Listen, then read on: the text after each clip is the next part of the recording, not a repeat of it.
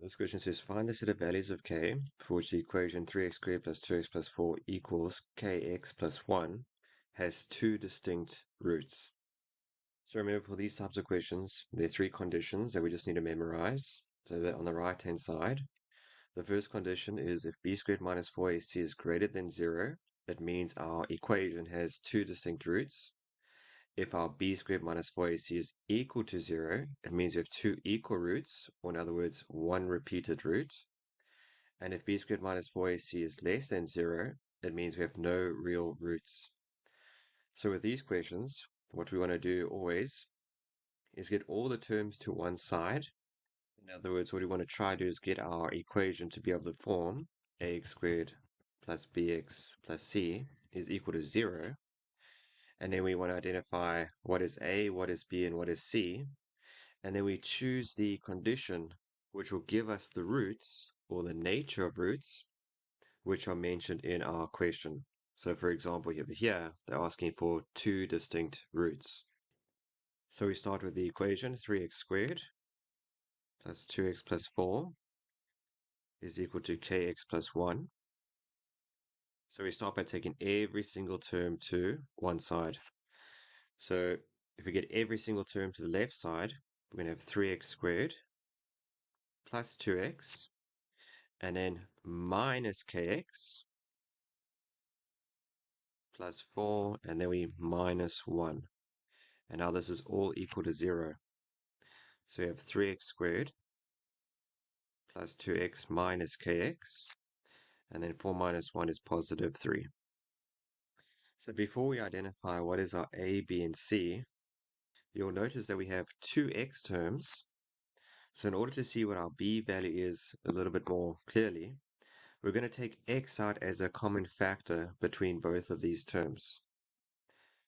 Doing so, we're going to have 3x squared plus, now in a bracket, if we take x out as a common factor between both of these terms, we're going to have 2 minus k, and then x, and then we still have the plus 3, and this is all equal to 0.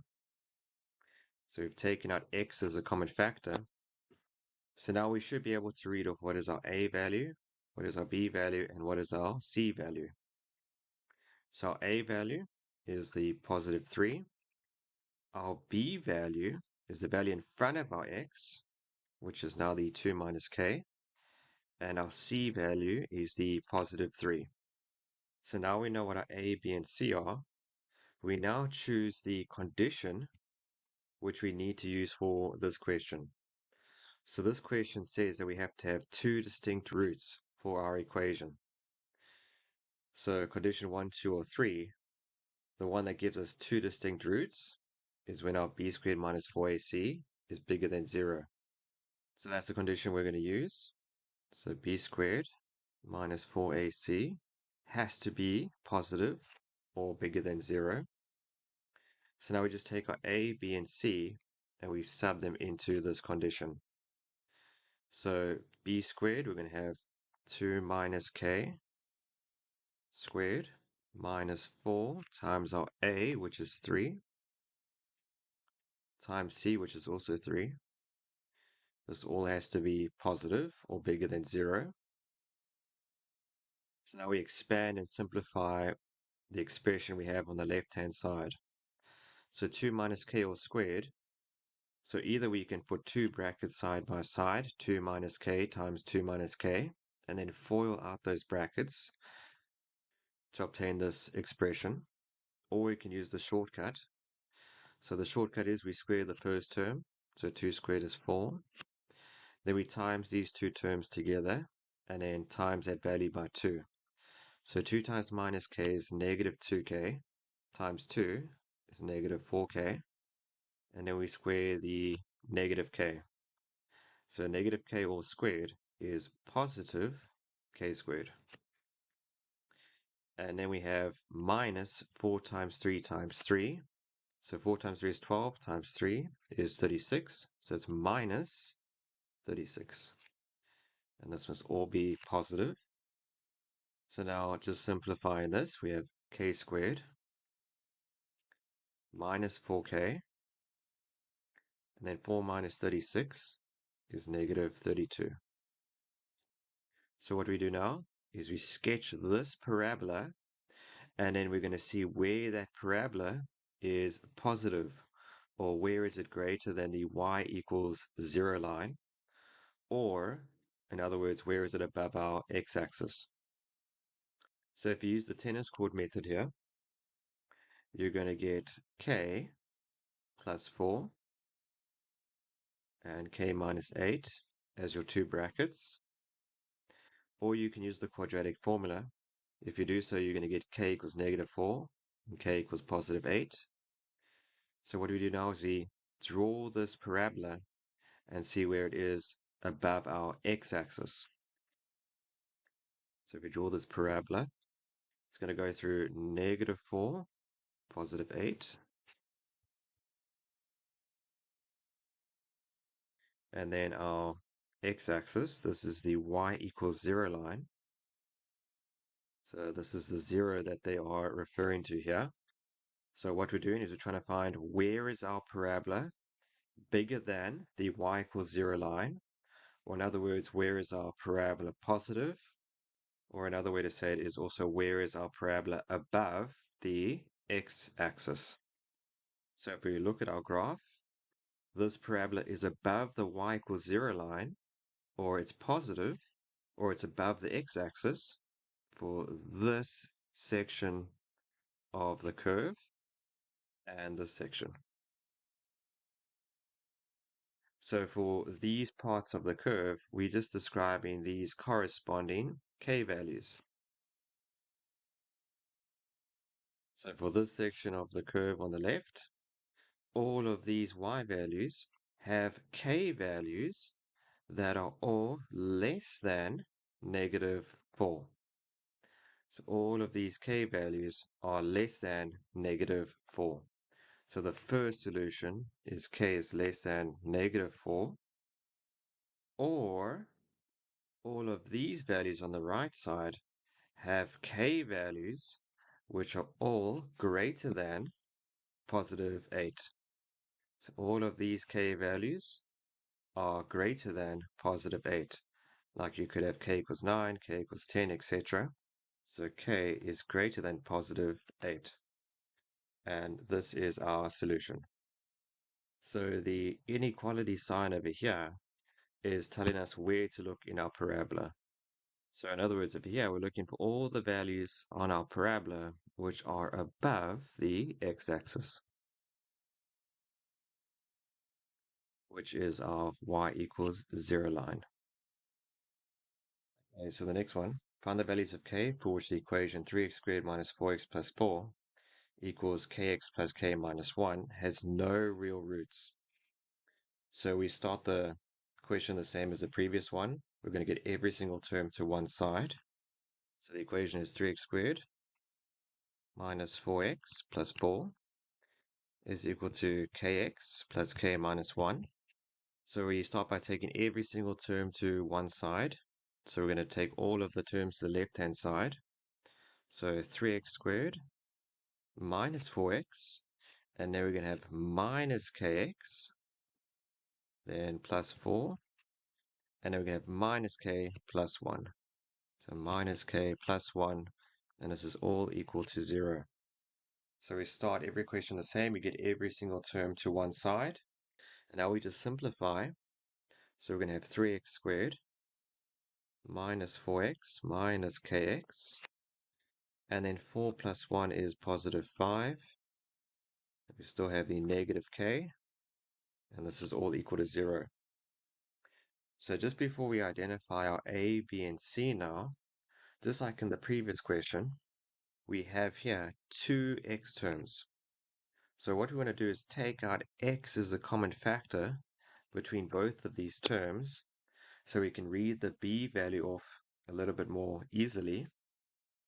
So we're going to have 3x squared plus, so if we take out x as a common factor between both of these terms, we're going to have minus 4 minus k, and then outside the bracket we're going to have our x, which we've taken out as our common factor. And then we have positive 5 minus k. and this is all equal to 0. So now we identify what is our A, B, and C. So A value is positive 3. Our B value is the negative 4 minus K. And our C value is the 5 minus K. So of the three conditions that we had previously, if we're looking for no real roots for our equation, that means our B squared minus 4AC has to be less than 0. So B squared minus 4AC has to be less than 0 for no real roots. So now we sub in our A, B, and C, and then we try and solve for K. So B squared is going to be minus 4 minus K all squared, minus 4 times our A, which is positive 3, times our C, which is 5 minus K, and this all has to be negative or less than 0. Okay, so now we expand this bracket. So remember, we can either put the two brackets side by side, for example, like negative 4 minus K times negative 4 minus K, and then you can FOIL these two brackets to find out what this square bracket is equal to. Or we can just use the shortcut method. So the shortcut method is we square the first term. So we square negative 4. That's positive 16. Then we times these two values together and then times 2. So minus 4 times negative k is positive 4k. Times 2 is positive 8k. And then we square the last term. Minus k all squared is positive k squared. And then here I'm just going to multiply these one by one. 4 times 3 is 12, so it's going to be minus 12. And keep this bracket, 5 minus k, or less than 0. We have 16 plus 8k plus k squared. And then minus 12 times 5 is negative 60. Minus 12 times negative k is positive 12k. This is all still less than 0. So now we simplify this expression. So k squared, 8k plus 12k, positive 20k, and then 16 minus 60 is negative 44. Okay, so now we can either use the tennis court method if we're able to factorize, or we can use the quadratic formula to help us to draw this parabola. And once we've drawn the parabola, we're going to see where is the parabola less than the y equals 0 line, or in other words, below the x-axis. So if you factorize this using the tennis court method, you're going to get k plus 22 and k minus 2 as your two brackets. If you use your quadratic formula straight away, you're going to get k equals negative 22 and k equals positive 2. So now we draw this parabola and see where it is below the x-axis. So our graph is going to look like this. It's going to pass through negative 22 and positive 2. Positive 2, negative 22. And then just again, we're looking for where our parabola is below the x-axis, or in other words, below the y equals 0 line. If we look at this parabola, the graph is below the y equals 0 line for this part of the curve.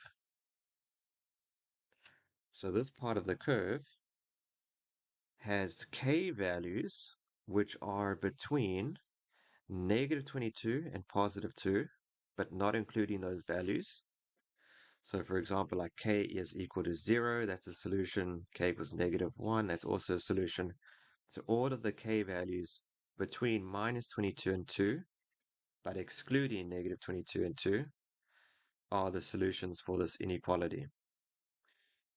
So all of these k values over here, all of them are greater than, so k is greater than negative 22, but they're all less than positive 2. And that is the solution for this question.